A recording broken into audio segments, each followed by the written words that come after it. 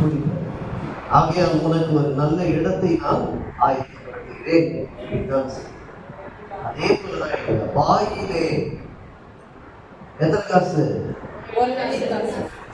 அதை எப்படி கட்ட சொன்னாரு? என்னதானே கேட்டான் அவன், எனக்கு மட்டும் கட்டிட்டு வந்து சொல்லுங்க. நான் கட்டினா இல்லையான்னு கேட்காமே நீ கட்டிட்டேன்னு சொன்ன. ஆனா நீ கட்டலன்னு எனக்கு தெரியும். ஆனா எனக்காகவும் உனக்காகவும் எவ்வளவு அழகா இருக்கு. யோசிச்சு பார்த்துருக்கீங்களா? இதனால எனக்காகவும் உனக்காகவும் ஆண்டவர் எது செஞ்சாலும் எப்படி எனக்காகவும், நமக்குள்ளே பேசிக்கொண்டாலும் எனக்காகவும் உனக்காகவும், அவரோட பேசினாலும் எனக்காகவும். ஏன்னா நீ ரட்சிக்கப்பட்டால் எனக்கு மகிழ்ச்சி, உனக்கு வாழ்வு. நீ மகிழ்வோடு வாழ்ந்தால், நீ சமாதானத்து வாழ்ந்தால் எனக்கு மகிழ்ச்சி, உனக்கு சமாதானம். எல்லாமே எனக்காகவும் உனக்காகவும் சொல்லுகிற ஒரே கடவுள். எல்லாமே எனக்காகவும் உனக்காகவும். அவர் சிலுவையில் மரித்தது எனக்காகவும் உனக்காகவும். அவர் மீண்டும் வரப்போவது எனக்காகவும் உனக்காகவும். அவர் இந்த உலகத்தில் பிறந்தது எனக்காகவும். Everything for me, you. எனக்காகவும் உனக்காகவும் என்று கரெக்டா அழகா கடைசியாக போய் கட்டு. ஆனா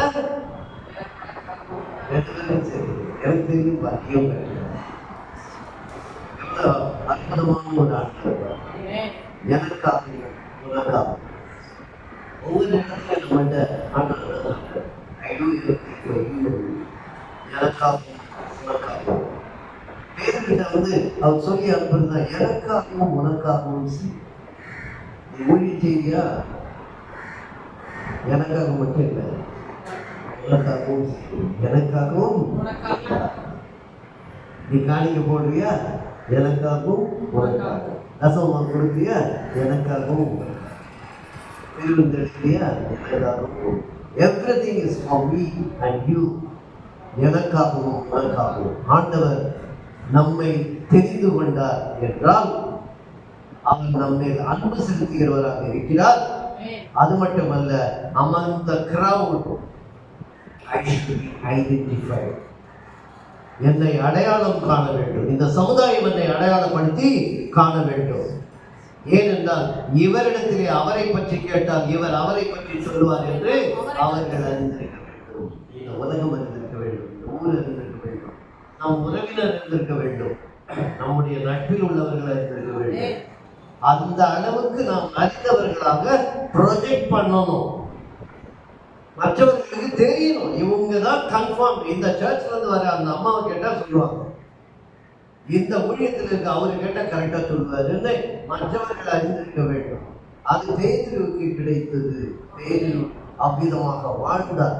டெஸ்டிமோனியல் லைஃப்.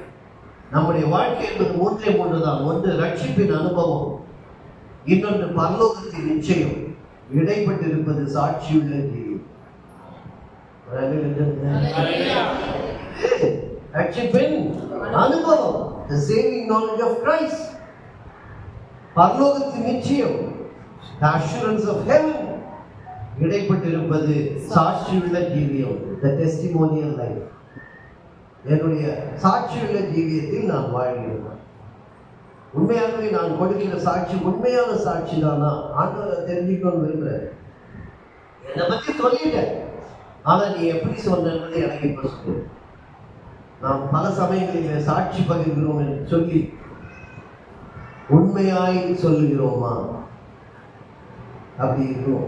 ஏன்னா ஆண்டவர்கிட்ட நம்ம பதில் சொல்லணும். கேட்பார், மகளே உனக்கு எப்படி தோன்றுகிறது, மகனே உனக்கு எப்படி தோன்றுகிறது. நாம் பேசுகிறதுக்கு முன்பே என்னிடத்தில் பேசுகிற ஒரு ஆண்டவர். அதை தான் நாம் இன்னைக்கு பார்த்த இந்த பாடத்திலிருந்து பார்க்கிறோம். அப்ப நம்முடைய வாழ்க்கை அவருக்கு சாட்சியுள்ள வாழ்வாக இருக்கிறதா? என்னுடைய ஊழியம் சாட்சியுள்ள ஊழியமாக இருக்கிறதா? என்னுடைய நடை உடை பாவனை பேச்சு எல்லாமே அவரை போல இருக்கிறதா?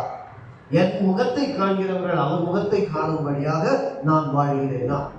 நற்செய்தி சொல்லணும்னு சொல்றோம். நற்செய்தி சொல்லுவது பெரிதல்ல, சொல்லுவதற்கு முன்பாக உன்னுடைய வாழ்க்கை மிக முக்கியம். 2 தீமோத்தேயு 2 அதிகாரம் 15 வசனம். 2 தீமோத்தேயு 2:15. நீங்கள் வெட்கப்படாத ஊழியக்காரனாய். முதல் பாயிண்ட் என்னது? வெட்கப்படாத ஊழியக்காரனாய். அடுத்து சத்திய வசனத்தை நிதானமாய் பகுத்து போதிக்கிறவனாய். இதுதான் சத்திய வசனத்தை எப்படி பண்ணி போதிக்கணும்? நிதானமாய் பகுத்து போதிக்கணும். நமக்கு அது தெரியாது, என்ன பண்ணுறோம்? ஏன்னா நம்ம கதவு படிக்கிற மாதிரி பைபிளை படிக்கணும். நிதானமாய் பகுத்து போதிக்கணும். சத்திய வசனத்தை எப்படி போதிக்கணுமா? நிதானமாய் பகுத்து போதிக்கணும். பைபிளை கதவுக்கு மாதிரி படிக்கக்கூடாது. பைபிள் படிச்சோம் கரெக்டமா? பைபிள் படிச்சா தூக்கம் வரும், படிக்காம படிக்கலாம் தூக்க ஆழ்வார். அதெல்லாம் படிச்சோம். அது படிக்கிறது எப்படி படிக்கணும்னா தியானிக்க வேண்டும். தியானிப்பது இதுதான். அண்டர்லைன் பண்றது வந்து வெர்டிக்கல் அண்டர்லைன்ஸ் பண்ணி தியானிக்கும் போது தான் அதோட வெளிப்பாடுகள் நமக்கு. இதுல எனக்கு கிடைத்த வெளிப்பாடு. அப்போ அது வந்து நாம் தியானித்து பகுத்து போதிக்கணும்.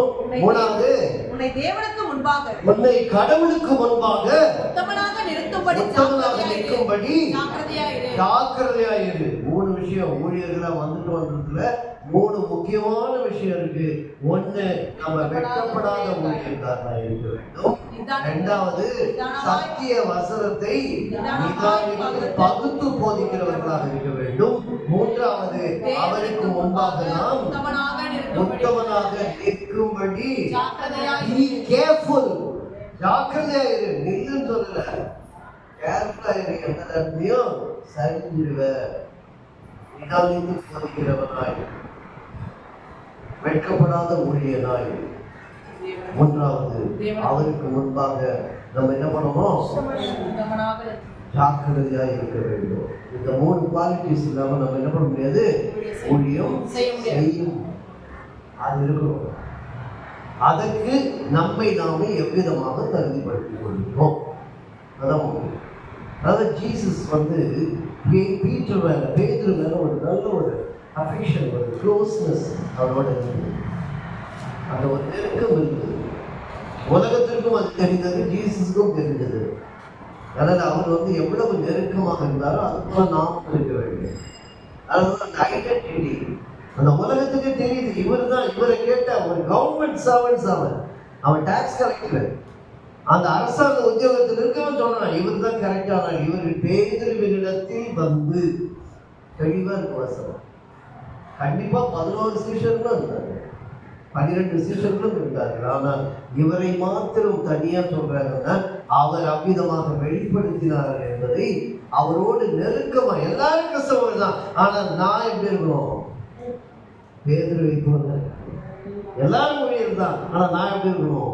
பேதுருவை போல. எல்லாம் சேர்ச்சு தான், ஆனா யார் சேர்ச்சு எப்படி இருக்கணும்? பேதுருவை போல. அப்படி இருக்கும்போதுதான் நம்ம போய் சேரணும். அதனால தான் என்ன பண்ணாரு, ஐடென்டி கார்டை வந்து நமக்கு பேதுரு தான் கொடுத்தாரு. 1 பேதுரு 2ஆம் அதிகாரம் 9ஆம் வசனம். நமக்கு ஒரு ஐடி கார்டு. நீங்களோ உங்களை அந்தகாரத்தினின்று தம்முடைய ஆச்சரியமான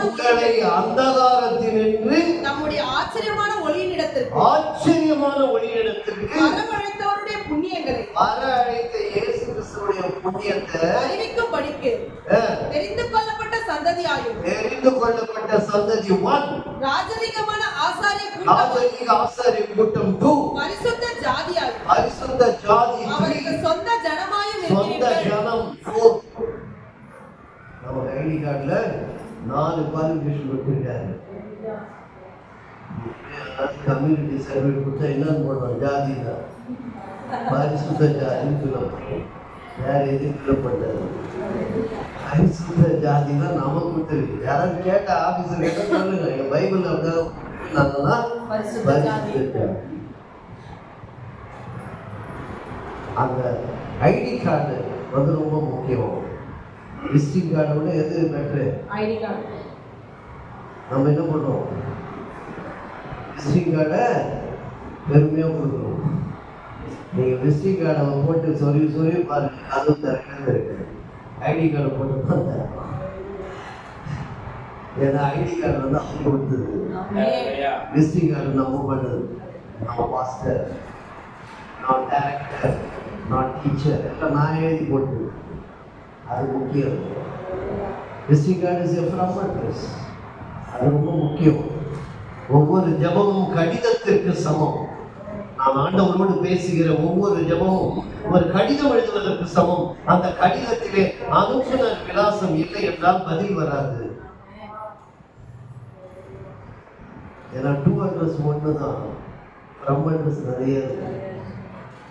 நிறைய பேருக்கு டூ அட்ரஸ் தெரியாம வெளியே இருக்கோம் பார்த்தீங்களா? அப்படிங்கெல்லாம் என்ன பண்ணுவோம், அவனுக்கு டூ அட்ரஸ் சொல்லி ஃப்ரம் அட்ரஸோட அவன் லெட்டர் போடுறது நம்ம தான்